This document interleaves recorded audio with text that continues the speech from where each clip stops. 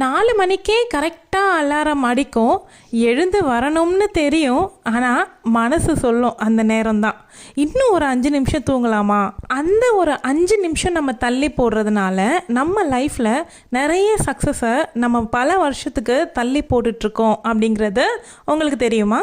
இந்த வீடியோவில் நான் சொல்ல போகிறது என்ன அப்படின்னா, தொடர்ந்து 30 நாளைக்கு 4 மணிக்கு நம்ம எந்திரிச்சோம் அப்படின்னா நம்ம என்னென்னலாம் சந்திப்போம், நம்மளுடைய வாழ்க்கையில் என்னென்ன சின்ன சின்ன மாற்றங்கள்லேருந்து பெரிய மாற்றங்கள் வரைக்கும் என்ன நடக்கும் அப்படிங்கிறத பற்றி தான் சொல்ல போகிறேன். மனசு, உடம்பு, வாழ்க்கை இது எல்லாமே ப்ராக்டிக்கலாக எப்படி சேஞ்சஸ் ஆகுது.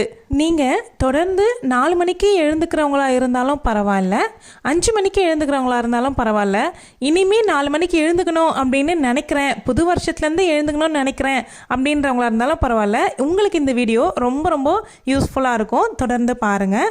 இதில் என்னுடைய அனுபவமும் சேர்த்து தான் உங்களுக்கு நான் சொல்ல போகிறேன். Welcome to my channel. நான் உங்கள் பிரியா. என் சேனலை சப்ஸ்கிரைப் பண்ணி தொடர்ந்து ஆதரவு கொடுத்துட்ருக்க உங்கள் எல்லாருக்குமே ரொம்ப நன்றி.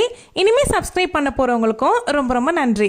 டே 1ல் ஸ்டார்ட் பண்ணி டே 5 வரைக்கும் அந்த மொதல் 5 நாள் நமக்கு என்னென்னலாம் நடக்கும் தெரியுமா? கண் விழிக்கவே ரொம்ப ரொம்ப கஷ்டமாக இருக்க மாதிரி தெரியும். நாள் முழுக்கவும் ஒரு உடல் சோர்வுங்கிறது இருந்துக்கிட்டே இருக்கும். கொஞ்ச நேரம் நீங்கள் அப்படி உட்காந்தீங்க அப்படின்னா கூட உங்களுடைய 2 கண்ணும் ஆட்டோமேட்டிக்காக மூடிக்கும். அந்த மொதல் 5 நாள் நீங்கள் எதுக்கு தான் கோபப்படுறீங்க அப்படிங்கிறதே தெரியாமல் எல்லார்கிட்டையும் ஒரு எரிச்சல் தன்மையோடவே பழகுவீங்க. அந்த 5 நாளுமே நாள் முழுவதுமே ஒரு மந்தமான நிலையிலேயே இருப்பீங்க. நான் சொன்ன இந்த எல்லா விஷயமுமே எனக்கும் இருந்துச்சு. அப்போ தான் புரிஞ்சுது, தினமும் 4 மணிக்கு எழுந்துக்கிறது கிரேட்னஸான மேட்ரு கிடையாது, நம்மளுடைய நைட் ரொட்டீனை எப்படி பண்ணுறோம் அப்படிங்கிறது தான் மெயின் அப்படிங்கிறத நான் புரிஞ்சுக்கிட்டேன். அந்த 5 நாள் நான் ஃபேஸ் பண்ண ஸ்ட்ரகிள்ஸ்லாம் பார்த்ததுக்கு அப்புறமா அதுக்கு அடுத்து நான் என்னுடைய நைட் ரொட்டீனில் ஒரு சில சேஞ்சஸ் பண்ணேன். அதாவது ஒரு 4 விஷயத்தை நான் சேஞ்ச் பண்ணேன். ஃபஸ்ட்டு விஷயம் என்ன அப்படின்னா, லைட்டான ஃபுட்டாக எடுத்துக்கிறது. நைட்டு வந்து ஒரு 7:30லேருந்து 8 o'clock என்னுடைய டின்னரை நான் எடுத்துக்க ஸ்டார்ட் பண்ணேன். ரொம்ப லைட்டாக இருக்க மாதிரி பார்த்துக்கிட்டேன்.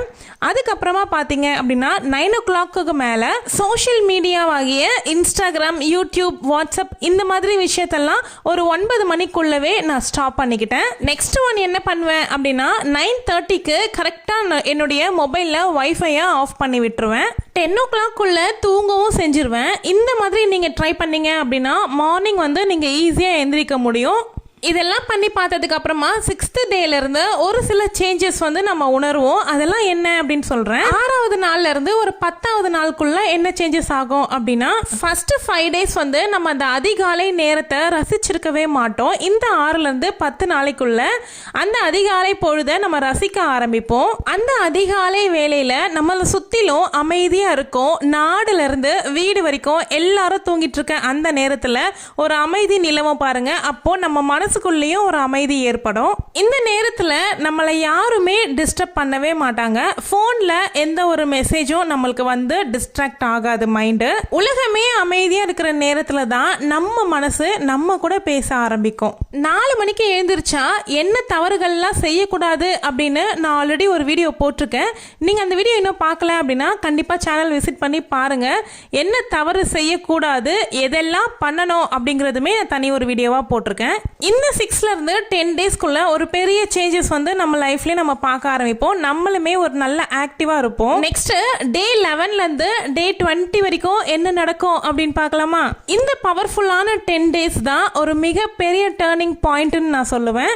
இந்த 10 daysல நம்மளுடைய எனர்ஜி லெவல் வந்து பூஸ்டப் ஆகி நல்லா அதிகரிக்கும். நம்மளுடைய ஒர்க் எல்லாமே ஸ்பீடாக பண்ண ஆரம்பிப்போம். நம்மளுடைய பிரெயின் வந்து டிஸ்ட்ராக்ட் ஆகாமல் நல்ல ஃபோக்கஸாக ஷார்ப் மைண்டடாக இருப்போம். முன்னாடியெல்லாம் அதிகாலை எழுந்துக்கிற பழக்கம் இல்லாதப்போ ஒரு சின்ன இஷ்யூவாக இருந்தால் கூட ஸ்ட்ரெஸ் வந்து அதிகமாக ஆகி மனசு அதில் அவஸ்தைப்பட்டு எல்லாரோடவும் நம்மளை ஒப்பிட்டு பார்த்து ஒரு இன்செக்யூரிட்டியாக ஃபீல் பண்ணுவோம். அதுவே நம்ம பிரபஞ்சத்தோட கனெக்ட் ஆகி இந்த அதிகாலை எழுந்துக்கிற பழக்கத்தை இந்த 20 நாள் கொண்டு வந்துட்டோம் அப்படின்னா என்ன மாற்றம் வரும்? நம்ம மைண்டும் மனசும் ரொம்ப காமாக இருக்கும். கோபம் அவ்வளோ சீக்கிரம் வராது. எது சரி எது தவறு அப்படின்னு யோசிக்கிற திறன் இருக்கும். நம்மளுடைய வேலைகள் எல்லாம் சீக்கிரமாகவே முடிச்சிருவோம். நமக்கு நிறைய நேரம் இருக்க மாதிரி தோணும். அந்த ஒரு நேரத்தை உங்களுக்கான நேரமாக நீங்கள் பயன்படுத்தும் போது உங்களுடைய ஸ்ட்ரெஸ் லெவல் குறையிறத கண்கூடாக பார்ப்பீங்க. நம்மளுடைய வாழ்க்கையில் நம்ம என்ன பண்ணணும், எது சரி சரி எது தவறுன்னு நம்மளை சுற்றி இருக்கவங்க எல்லாரும் நம்மளை கண்ட்ரோல் பண்ணது போக இப்போ நம்மளை நாமே கண்ட்ரோல் பண்ண ஆரம்பிக்கிற அளவுக்கு நமக்கு பக்குவம் வந்துடும். நெக்ஸ்ட் டே 21லேருந்து 30 வரைக்கும் இருக்கிறது தான் நம்முடைய லைஃப் டிரான்ஸ்ஃபர்மேஷன் டைம்னு சொல்லணும். எந்த ஒரு விஷயமா இருந்தாலும் எந்த ஒரு பிரச்சனையாக இருந்தாலும் நீங்கள் ஸ்லோவாக யோசித்து அதை ஹேண்டில் பண்ண ஆரம்பிப்பீங்க. எடுத்த உடனே ஸ்ட்ரெஸ் லெவலுக்கு போகவே மாட்டீங்க. உங்களுடைய கோபம் அப்படிங்கிறது கணிசமாக குறைஞ்சிருக்கிறத உங்களாலே உணர முடியும். நீங்களே இவ்வளோ அமைதியான ஆளாக இருக்கீங்க அப்படிங்கிறத நீங்களே யோசிப்பீங்க. நம்மளுடைய மனசு ரிலாக்ஸாக ஸ்டேபிளாக இருக்கும்பொழுது நமக்கு தன்னம்பிக்கை தானாகவே வளரும். இந்த இடத்துல ஒரு உண்மையை சொல்லட்டுமா? 4 மணிக்கு தொடர்ந்து எழுந்துக்கிற ஒருத்தவங்க மற்றவங்க யாரையுமே நான் பீட் பண்ணி முன்னேறி ஜெயிக்கணும் அப்படிங்கிறத நினைக்கவே மாட்டாங்க.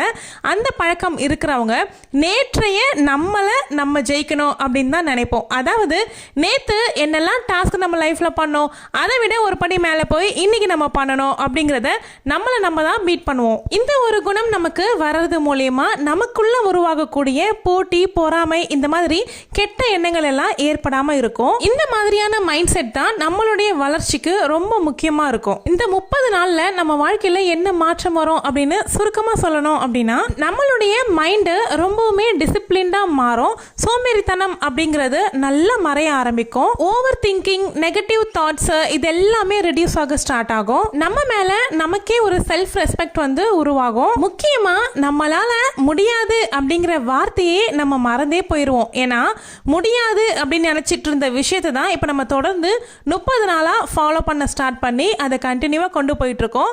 அதனால எதுவா இருந்தாலும் நம்மளால முடியும் அப்படிங்கிற எண்ணம் நமக்கு தோண ஆரம்பிக்கும். 4 மணிக்கு எழுந்துக்கிறவங்கள பத்தி நான் சொல்லியிருக்கேன். யாரெல்லாம் முக்கியமா 4 மணிக்கு எழுந்துக்க கூடாது அப்படிங்கறத பத்தியும் இப்ப சொல்லிடுறேன். இந்த ஒரு பாயிண்ட் ரொம்ப ரொம்ப முக்கியம். 4 மணிக்கு யாரெல்லாம் எழுந்துக்க கூடாதவர்கள் அப்படின்னு பாத்தீங்கன்னா ஹெல்த் இஷ்யூஸ் இருக்கிறவங்க, ஸ்லீப்பிங் டிசார்டர் இருக்கிறவங்க, pregnant ladies, night shift work பாக்குறவங்க, மெடிக்கல் ட்ரீட்மெண்ட் எடுத்துட்டு இருக்கவங்க, இவங்க எல்லாரும் இந்த அதிகாலை 4 மணிக்கு எழுந்து தூக்கத்தை கெடுக்கிறதுங்கிறத தவிர்க்கலாம். எனக்கு எந்த பிரச்சனையும் இல்லை, நான் நல்ல ஆரோக்கியமா தான் இருக்கேன், நான் 4 மணிக்கு எழுந்துக்கிறது எனக்கு பிடிக்குது அப்படின்னு நினைக்கிறவங்க கண்டிப்பா இதெல்லாம் ஃபாலோ பண்ணுங்க. இல்ல சிஸ்டர், நான் 4 மணிக்கு எழுந்துக்கணும் தான் நினைக்கிறேன், ஆனா எனக்கு எந்திரிக்கவே முடியல, பிரம்ம முகூர்த்த பூஜை பண்ணணும்னு ரொம்ப ஆசை இருக்கு, ஆனா பண்ணவே முடியல, நீங்க அதுக்கு ஏதாவது டிப்ஸ் சொல்லுங்க அப்படின்னு கேட்டீங்கன்னா நான் ஆல்ரெடி ஒரு லாங் வீடியோ போட்டிருக்கேன். அது ரொம்ப நல்லா போயிட்டு இருக்கு. அந்த வீடியோ செக் பண்ணி பாருங்க, ரொம்ப ரொம்ப பிடிக்கும் உங்களுக்கு. அதுல சொல்லியிருக்க விஷயங்கள் எல்லாமே நீங்க ஃபாலோ பண்ணீங்க அப்படின்னா கண்டிப்பா உங்களாலையும் அதிகாலையில எழுந்து இந்த உலகத்தை எழுந்துக்கிறதுக்கு முன்னாடி நீங்க எழுந்து பிரபஞ்சத்துக்கு கூட பேச முடியும். இந்த வீடியோ பார்த்துட்டு இருக்க நீங்க எத்தனை மணிக்கு மார்னிங் எழுந்துப்பீங்க அப்படிங்கறத கமெண்ட்ல சொல்லுங்க. அதே மாதிரி 4 மணிக்கு எழுந்துக்கணும்னு நினைக்கிறவங்க எல்லாருமே கமெண்ட்ல ஆஜராகிருங்க. என்ன ஸ்கிரீன்ல 4 மணிக்கு எழுந்துக்கிறதுக்கான டிப்ஸ் வீடியோவை கொடுக்குறேன், கண்டிப்பா கிளிக் பண்ணி பாருங்க, யூஸ்ஃபுல்லா இருக்கும். இந்த பிரம்ம முகூர்த்த நேரத்துல எழுந்துக்கிறது மூலியமா நான் கத்துக்கிட்ட விஷயம் என்ன அப்படின்னா 4 மணிக்கு எழுந்துக்கிறது மட்டும் பத்தாது, அது நேரத்தை நம்ம எப்படி பயன்படுத்தணும் அப்படிங்கறதையும் நான் நல்லா கத்துக்கிட்டேன். நான் வந்து டிவோஷனலா என்னுடைய டேவை கொண்டு போவேன். நீங்க என்ன பண்ணுவீங்க அந்த நேரத்துல அப்படின்னு கமெண்ட்ல சொல்லுங்க. தேங்க்யூ.